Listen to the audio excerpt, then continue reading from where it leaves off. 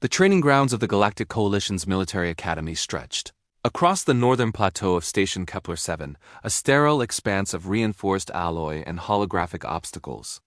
It was here that the galaxy's most promising young warriors learned discipline, strategy, and the art of controlled violence. But today, one student was notably absent from formation. Varric crouched behind a maintenance conduit, his amber eyes wide with panic, his dual hearts hammering against his ribcage. The young Carthian's spotted fur bristled along his spine, and his claws, still too small to be truly dangerous, dug shallow grooves into the metal floor.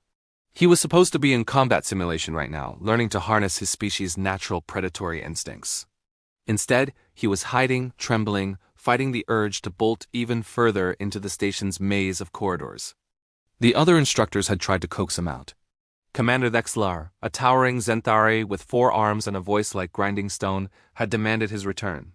Counselor Mirith, an empathic Velian whose psychic presence usually soothed troubled minds, had attempted gentle persuasion. Both had failed. Varric had only pressed himself deeper into the shadows, his instincts screaming at him to flee, to find somewhere dark and small where the overwhelming chaos of training couldn't reach him. Then Lyra Kent arrived. She wasn't particularly imposing by galactic standards. At roughly 5'7", she was shorter than most species in the Coalition. Her frame was lean, built for endurance rather than raw power. Her brown hair was pulled back in a practical braid, and her training uniform standard issue gray with yellow human insignia showed signs of recent use. But there was something about the way she moved, deliberate and unhurried, that made others instinctively step aside. "I'll handle this," she said simply, waving off the frustrated instructors. Commander Vexlar's mandibles clicked skeptically. "The cub has been unresponsive for 2 cycles. He needs discipline, not coddling." Lyra's brown eyes remained calm. "He needs patience, and I've got plenty of that." She approached the conduit slowly, making no attempt to hide her presence. Her footsteps echoed deliberately in the corridor, giving Varric ample warning. When she reached the opening where he hid, she didn't try to pull him out or demand his compliance. Instead, she sat down on the cold floor, her back against the wall, about 3 meters from his hiding spot. "Hey, Varric," she said conversationally, as if they were simply meeting for a casual chat. "I'm Lyra. I'm going to sit here for a while if that's okay with you." Silence. Only the soft sound of ragged breathing from the shadows. "You don't have to come out," Lyra continued, pulling a small ration bar from her pocket and unwrapping it with deliberate slowness. "You don't have to talk. I'm just going to be here." Minutes stretched into an hour. Other instructors passed by, throwing questioning glances at the human woman sitting calmly on the floor. She ignored them all, occasionally taking a bite of her ration bar, sometimes humming softly to herself. She checked her datapad once, scrolling through messages, but never moved from her spot. Inside the conduit, Varric's panic began to slowly ebb.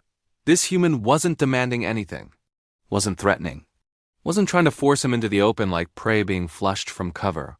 She was just there.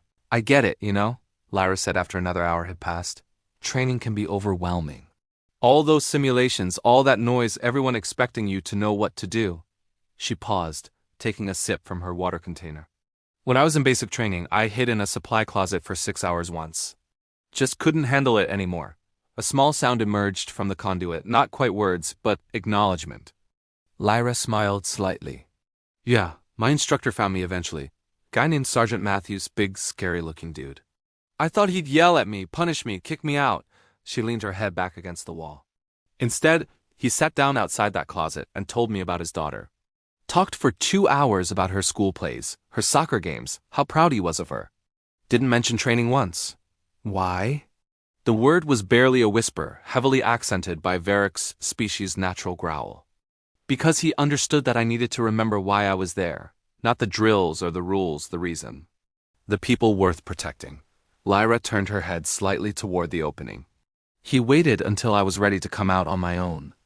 Took 3 more hours, but I did. More silence." Then, slowly, a small clawed hand emerged from the darkness, gripping the edge of the conduit. Lyra didn't react, didn't reach out or make sudden movements. She simply stayed where she was, present and patient.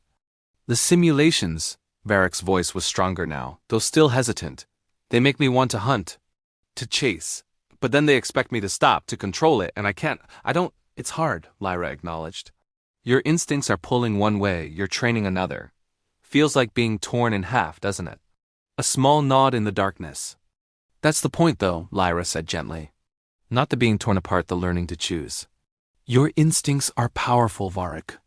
They're what make your people such incredible warriors. But being a warrior isn't just about the hunt. It's about knowing when to hunt and when to hold back. When to strike and when to protect. Varric's head emerged from the conduit now, his large amber eyes meeting Lyra's brown ones. He was smaller than she'd expected, barely reaching her shoulder even on all fours. His spotted fur was ruffled from hours of stress, and there were tracks in the fur around his eyes where tears had fallen. I'm scared I'll fail, he admitted, his voice cracking slightly. Then you'll fail, Lyra said simply. And you'll get back up and try again. That's what training is, controlled failure in a safe environment. Every warrior in this station has failed 100 times. 1,000. The ones who made it are the ones who kept trying. She shifted slightly, still not reaching out, still giving him space. But you don't have to go back today. Or tomorrow. We'll go when you're ready. They'll be angry. Let them be angry. That's their problem, not yours. Lyra's expression was firm. My job isn't to drag you back to training. It's to help you find your way back when you're ready to walk that path again. Varric crawled fully out of the conduit, his movements tentative. He sat on his haunches, still maintaining distance, but no longer hiding. They sat together in silence for another hour. Occasionally, Lyra would share a story from her own training or point out something interesting on her datapad. Varric mostly listened, his breathing gradually returning to normal, his fur slowly settling. Finally, as the station's artificial lighting began to dim toward evening cycle, Varric stood. I think ... double quotes he started, then paused. I think I could go back tomorrow. Maybe, Lyra nodded, standing as well. Tomorrow sounds good. I'll walk you back to your quarters. As they made their way through the corridors, Varric on 4 legs, Lyra on 2, the young Carthian glanced up at her. Why do humans do this? He asked. Stay. Wait, even when it takes so long? Lyra considered the question carefully. Because we know what it's like to be afraid, to feel overwhelmed, to need someone to just ...